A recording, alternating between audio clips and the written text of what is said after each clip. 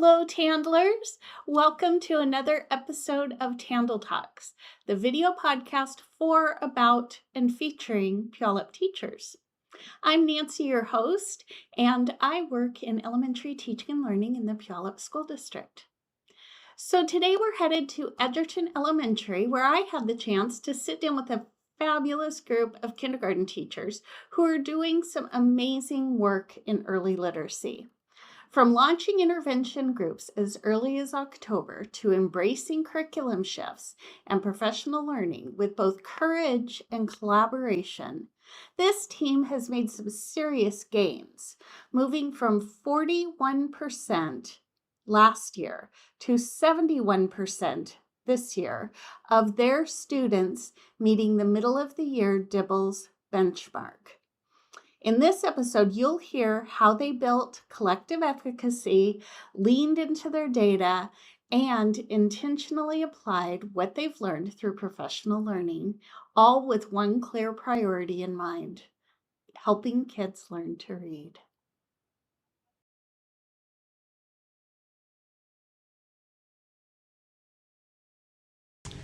Well, thank you so much. We are here with the Edgerton kindergarten team to talk a little bit about what is happening with your students, specifically with reading. So could we start by introducing each of them? Go ahead. My name is Carrie Mattson. It's my second year in Puyallup. I came from Fife School District and taught kindergarten for a long time. My name is Kelsey Woods. This is my 9th year teaching kindergarten, and luckily I've been here all 9 years, so it's been great. I'm Christina Breeze. I've been working for the Puyallup School District for now my 28th year, National Board certified, and I've taught kindergarten for the last 7 years. Tristan James, 5th year teaching, 3rd year teaching kindergarten. And my name's Christy Malone. It's my 8th year teaching and my 3rd year in kindergarten, and all here at Edgerton. Great. Well, thanks everybody for taking some time to talk with me today.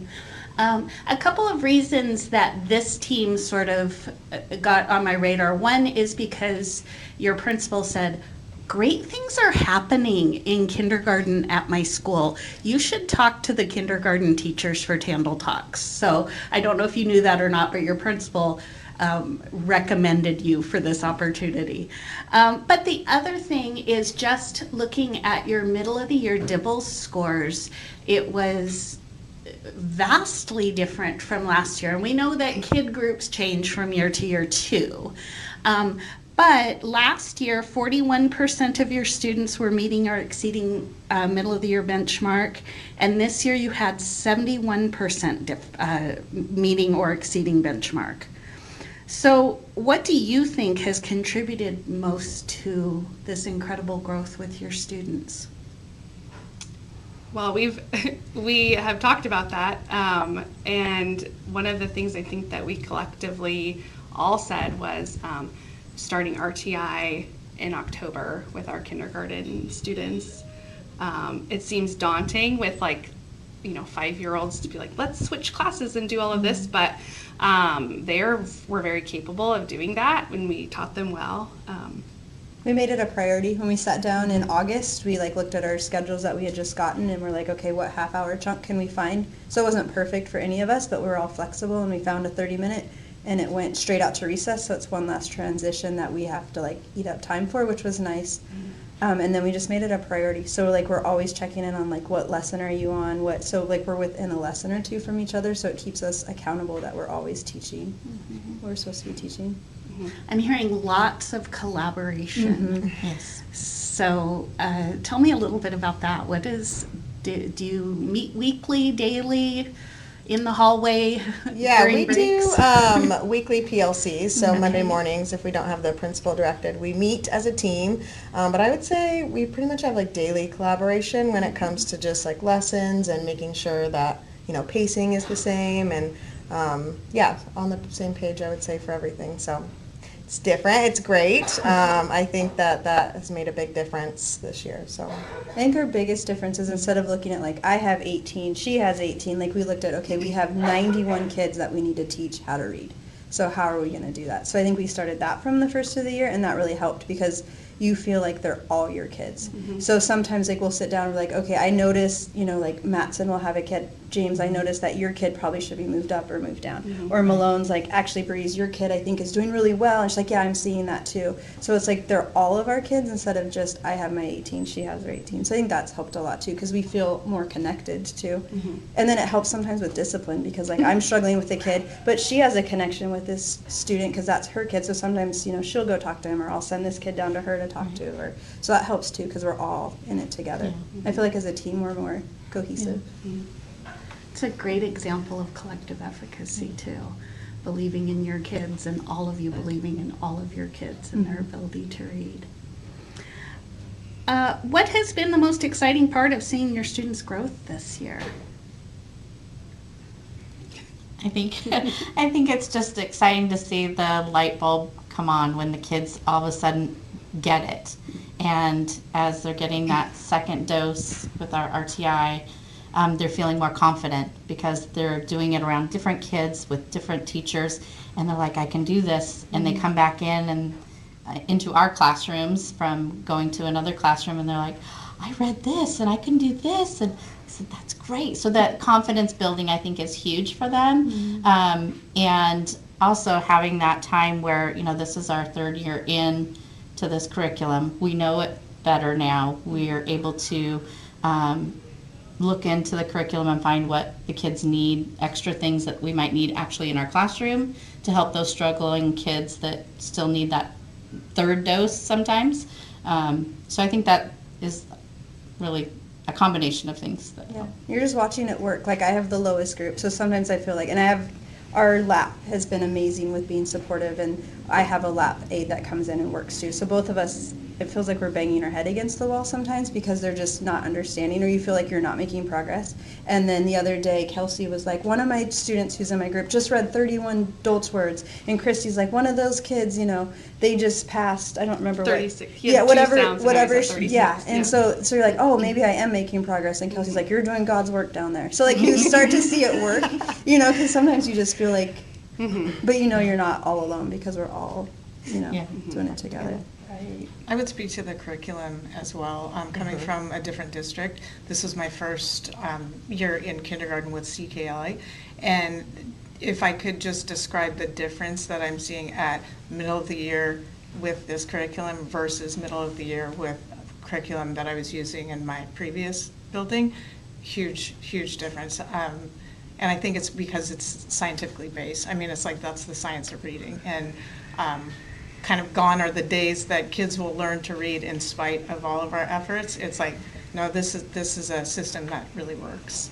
Even 100%. just speaking with the curriculum, I don't know, for me, I feel like even having higher expectations for the kids because, you know, it's my 9th year, so I had a lot of read well, and for me, I thought that was a great curriculum because that's all I knew. And then coming to this curriculum, my kids are able to do, all of our kids are able to do vastly, like the difference is huge of what they're able to do. So it's really exciting being like, oh my God, you can do that, you're doing a great job, and just understanding that that's the new expectation. So Yeah, we sat down to do our second goal for our TPEP or whatever, and it was letter sounds because we just did phonemic awareness, and we were looking, we're like, oh, 80% of the kids have already met that standard. So we're like, we got to figure out a different goal because they're already there. So that was kind of fun just to watch it grow and see the data and how kids are just growing. That's exciting that kids are really exceeding your expectations, right? That's super And because it's exciting. consistent, but they're getting it in class, and then they're going, and like sometimes Christy's doing great, or you know, she can reach a kid sometimes that I struggle with, or Breeze can, or like all of our different teaching styles. So they're getting sometimes 2 different teaching styles, and a lot of times on purpose we'll put them in a different class because if they stay in our class, they throw a fit. So we make sure we move. They hate staying in the same class. So. Because all their friends get to Or go all see a everybody different gets to teacher. move. So sometimes we're like, I'm going to put him, and hopefully, and then they do really well. So, yeah. So you, on this team, you have participated in lots of different professional learning. Some of you have done CKLA observations. Some of you have done Elevate. You've participated in learning walks and Tier 1 navigation and letters. What have been the biggest takeaways from your professional learning experiences that you've had over the last couple of years? Last year, I had a CKLA trainer come with Gina Vincent and observe a knowledge lesson, which was kind of terrifying. But at the same time, because you don't want to hear anything negative, but at the same time, those, that like critical, like that feedback was really good, because then I found some of the, like our conversation after she watched my lesson was really productive, and then I carried that over to this year, and this year has been very successful, taking in a lot of the things that she said and sharing it with my team, what she, the suggestions that she gave to me. So even though it's kind of scary, it's good to do. Yeah. I took letters the very first year it was offered, and that kind of dove into science of reading, and so then I listened to Soul to Story podcast, which then I just kept digging, and so I'm almost done. I started a master's program at University of Central Arkansas in literacy and dyslexia, so I'm almost done with that, so that's been very helpful with all of this. Yeah, the letters training made a huge difference in how I could really look at everything and break it apart and how the brain works. But then taking Elevate this year, I was able to dig into the curriculum even more and this year, and look at how things can work, working with kids that might struggle more, ELL students, and how I can reach them. And then just by doing that, reflecting on what I was doing and how I was doing it and what's working and what's not. So it's made a huge difference, I think, this year on how I'm able to teach the kids and help them learn. Yeah, I think I did a CKLA coach, and then I also did a learning walk. It was brutal. I got a lot of feedback, and most of it wasn't positive, but it was stuff I needed to hear. For me, going into the curriculum, I thought I was teaching with fidelity. I thought I was following it to a T, and I realized that for the most of it, big part of it I was, but there are little small things in the curriculum that I just would pass by on accident. For example, like turn and talk to your partner when learning tricky words, and that just ties into the phonics part of it and making sure that they're actually understanding the tricky words, and I didn't realize how such a small piece is really affecting like the larger part. So it was really helpful to understand like what I was missing, and I took all of their advice and I changed it, and I've noticed a huge difference for this year. So yeah, it was great. It was hard, but I would highly recommend it. It's very vulnerable to open up your practice to people, right? That is a really vulnerable place to be. So I commend you for taking that chance. And I'm glad that it benefited your practice and clearly your students. So. Yeah. So were there any challenges that you faced in implementing different new instructional practices, and how did you overcome the challenges? When we first sat down to do RTI in September, we started looking at their DIBELS score, and we used M-Class to start, and everybody qualified for one group of M-Class. There was 86 kids in this group and 5 kids in this group. So then we kind of had to look and we're like, well, how are we going to divide them? So we started pulling CKLA assessments and just started having all those conversations. And so the beginning, I would say, I can't say our RTI has been perfect, but we've tried, and we're getting better at it.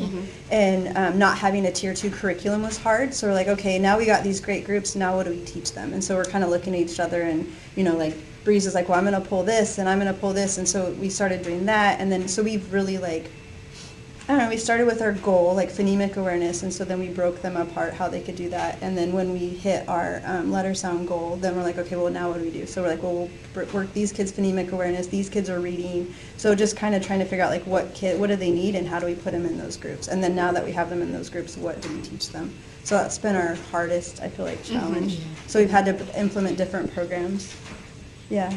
I was finding that when my group was coming to me, and I told Tristan, I was like, I feel like this is so boring, for them, but at the same time, they're like, oh, we get to do whiteboards today. I'm like, yep, we're doing whiteboards again. And they were all super excited because they like that routine, they know what's coming, and I think that's played a huge role in what has been successful for them, because then they feel confident. And they get the extra practice. The low kids, we've segmented the same words probably 50 times this week. Where the higher kids, in Breeze's class, they're reading passages and they're writing to those and drawing pictures, so they're getting what they need. So they come back all excited.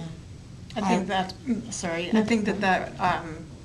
is probably one of the most powerful things, is just how intentional we are about the instruction and how focused we are about what each child needs, like almost like a menu of, things. Not everybody gets the same thing, but everybody's getting what they need. And the other thing too that I would credit this team with, we didn't let anything of the normal challenges of RTI get in our way. Oh, it takes so much passing time and getting kids to the right class. We're like, no, it doesn't. Well, they might be missing that. No, we committed to the RTI time, and we're seeing results of that. So you prioritize that, but then my guess is you also spent some time teaching kids explicitly how to transition, Yes. right? Yes and no. Honestly, We're like still there working would be like, I'm supposed to have this kid, and then Christy's like, I've had that kid all week, and like, well, didn't we move him? Yeah, like, and then I had one little girl come up to her like, no, I'm in Miss Wood's class and I'm not going anywhere else. I said, you're supposed to be in Matson's class, and she looks at me and I'm like, go to Matson's class. So it's just funny because sometimes they just end up where they end up. So we've gotten better at that too. In the beginning, we weren't so good, and now like we have our list and we're calling and like, hey, But- is this kid here today? Like Christina has a parent volunteer that Yeah. comes for hers and helps in her group, and then I have a lap para. And then I've had our OT has come and helped in my room. She had some free time, and one of her students is in my room, and so she's just come and helped. And I feel like we've had a lot of help, and that's been amazing. And we passed it out at conferences, like letters for parents who wanted to help. And we had one, and she's been amazing. She comes like every day. She does. And she helps for that one, or 30 minutes. And Yeah. So What advice would you give to other kindergarten teachers who are looking to strengthen foundational literacy skills in their students? I would say learn how, like letters. I feel like letters opened up a That was huge huge. box for me. Once I could understand how kids learn to read, it has helped me so much. And I mean, even I remember the first year I was at a different school when we implemented CKLA, and there was another teacher that had taken letters with me, and then another teacher that had taught for years. And she looked at me and she goes, if I didn't take letters, she goes, I would be under a table right now because this is so overwhelming. But I understand, like you understand why they're teaching it the way they are once you understand how the brain learns. So I feel like anyone that really wants to, like, you could take letters, there's reading rockets online that you could start doing, like little self-paced classes. Anything like that, anything Louisa Moats, like just start reading, digging into that would help you a ton.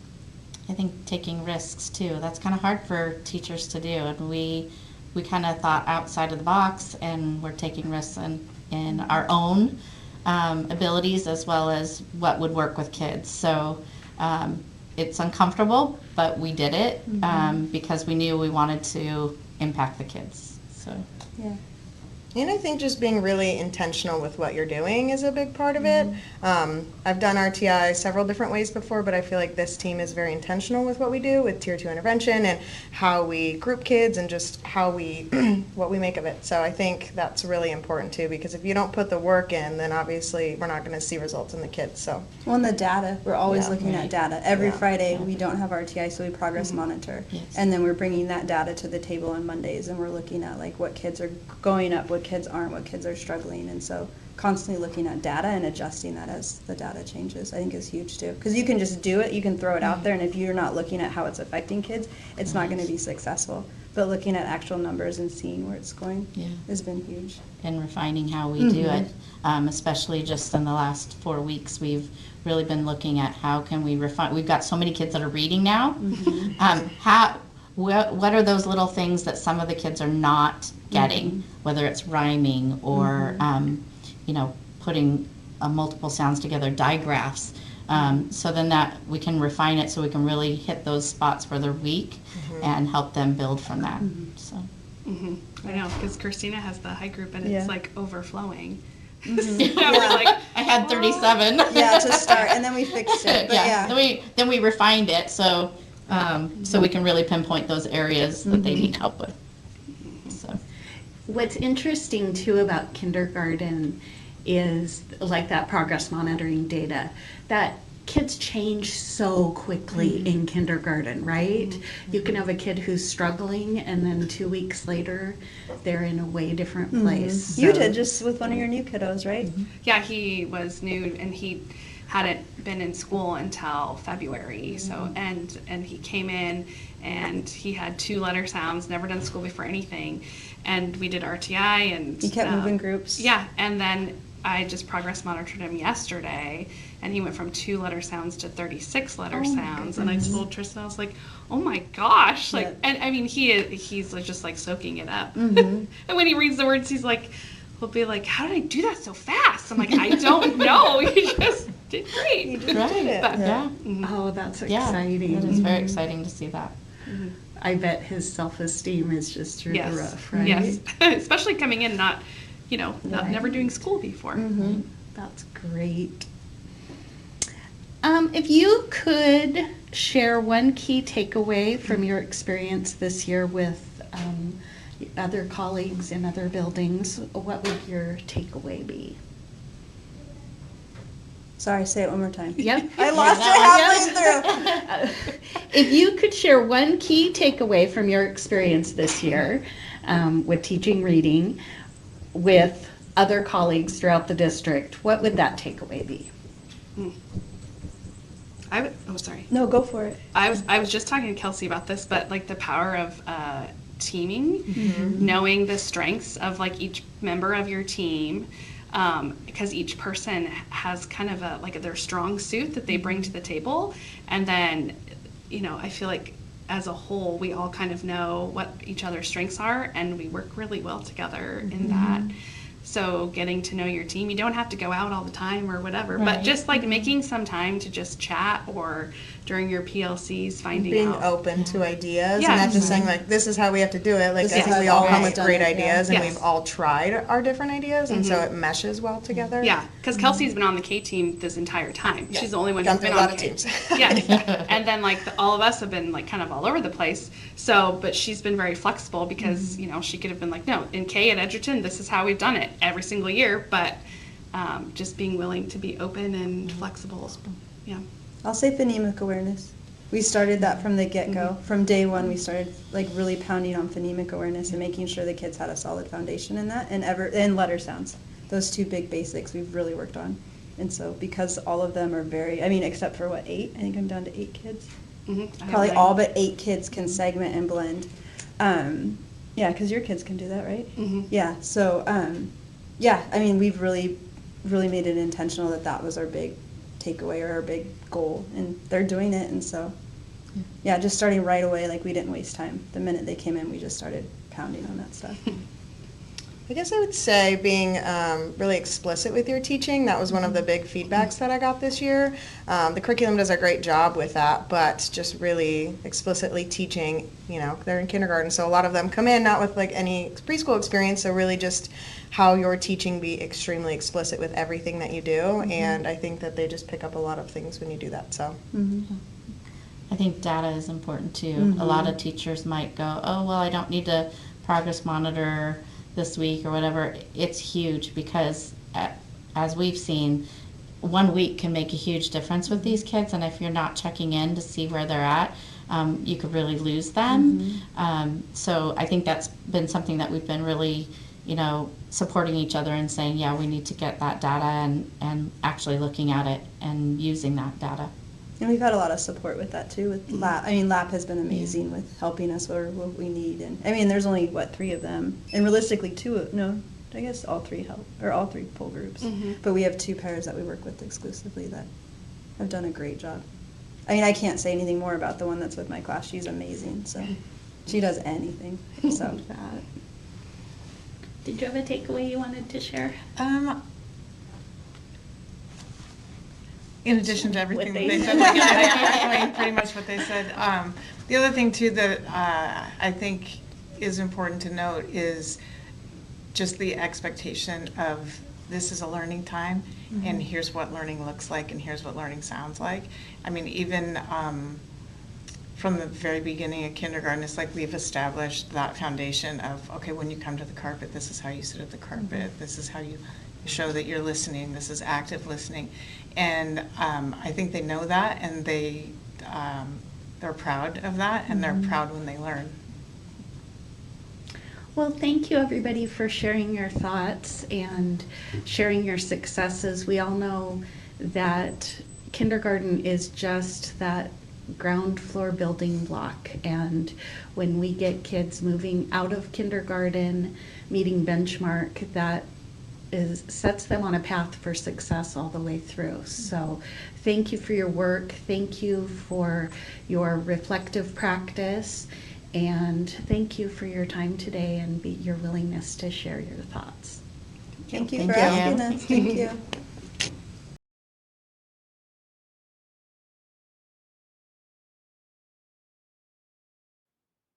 Wasn't that incredible?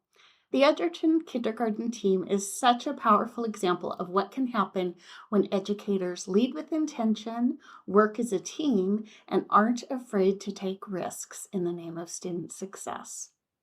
Remember, too, that M-Class will create skill-specific groups based on DIBELS data.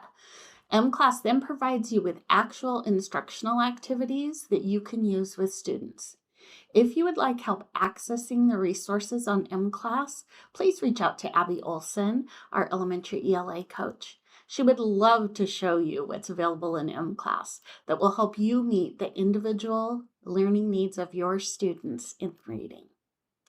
From refining their RTI practices to diving into data and embracing feedback, this team has opened up their practice, grown professionally, and made real measurable changes for kids.